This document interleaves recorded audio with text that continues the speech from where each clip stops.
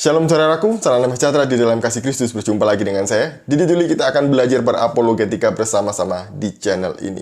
Ada seorang yang ngakunya kristolog, yaitu ibu ini ngakunya kristolog. Lebih cocoknya sebenarnya dia ini polemikus ya.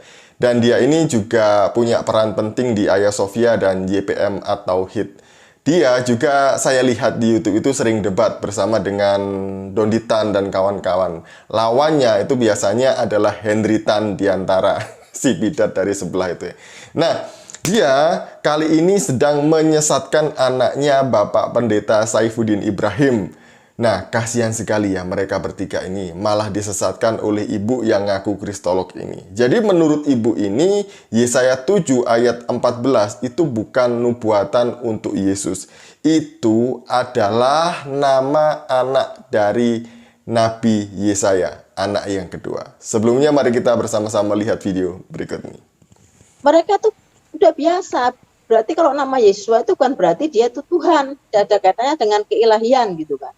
Nah, nama Yesua itu juga banyak kita perjanjian lama, karena nama Yesua itu adalah nama pasaran, seperti nama Bambang kalau orang Jawa ya, ada Yesua bin Nun, Yesua bin Kotmil, Yesua bin Yazadok, Yesua yang mana gitu kan.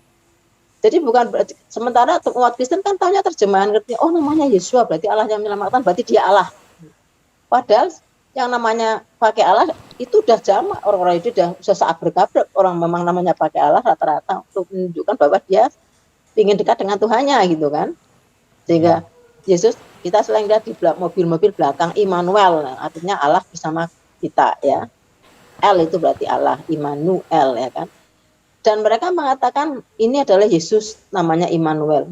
Bukan, Immanuel itu dalam kitab Yesaya itu bukan Yesus, karena Matius 1, 2, 3 kan seolah-olah itu adalah profesi ya, nubuat. Jadi banyak nubuat, ini loh nubuat Yesus bahwa dia akan lahir, seorang darah akan lahir kan gitu, dan dia akan menamainya apa?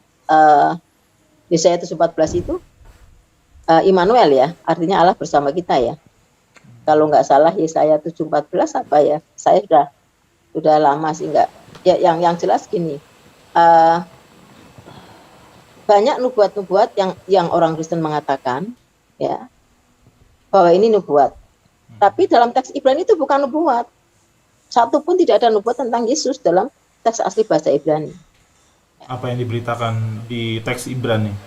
Ya, di Shemo Immanuel kalau nggak salah itu Shemo Immanuel ya, kalau nggak salah itu yang hampir sebenarnya istri Nabi Yesaya. Istri Nabi Yesaya hampir anak kedua. Jadi mereka mengklaim bahwa perempuan ini mengandung, sebenarnya kan perempuan ini mengandung, bukan seorang perempuan mengandung gitu kan. Dan Yesaya ini kan hidup 700 tahun sebelum Yesus lahir. Pada saat itu dia sudah mengandung gitu.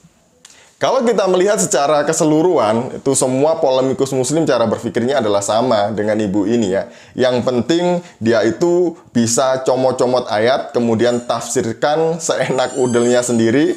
Kemudian dia juga bisa baca 1-2 bahasa asli Alkitab. Dan kemudian dia ini yang paling penting adalah tidak tahu malu. Sehingga dia bisa mengklaim dirinya sebagai seorang kristolog dan orang yang paling paham Alkitab daripada orang yang punya kitabnya.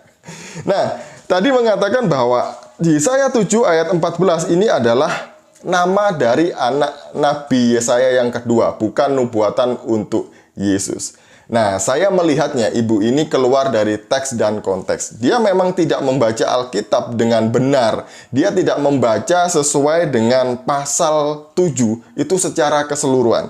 Kalau kita melihat di sini ayat ke-14 itu sebenarnya bahasa Indonesia yang dipakai itu sangat jelas dan sederhana sekali.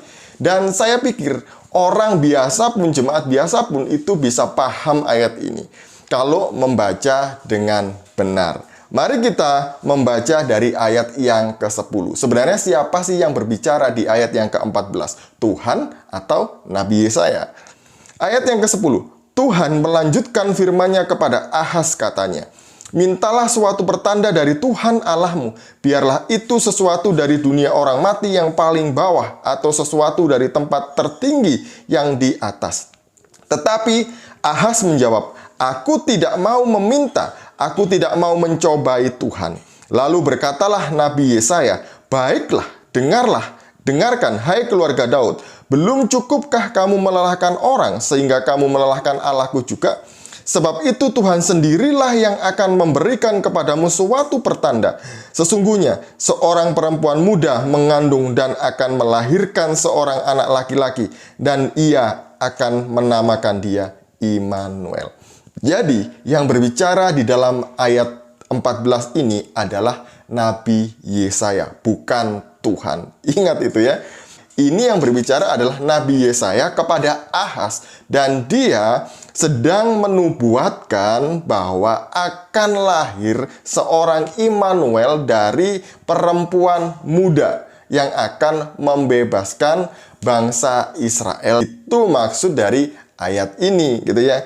Dan di sini jelas sekali ya, itu yang berbicara adalah Yesaya kepada Ahaz. Jadi nubuatan ini untuk orang Israel, bukan untuk Nabi Yesaya gitu loh Bu. Seharusnya kalau Nabi Yesaya berbicara kepada dirinya sendiri, bahasanya begini, sebab itu Tuhan sendirilah yang akan memberikan kepadaku suatu pertanda. Nah, Nabi Yesaya berbicara kepadamu, berarti itu kepada siapa? Kepada Ahaz, keturunan Daud, keluarga Daud, berarti juga itu berbicara untuk orang Israel secara keseluruhan.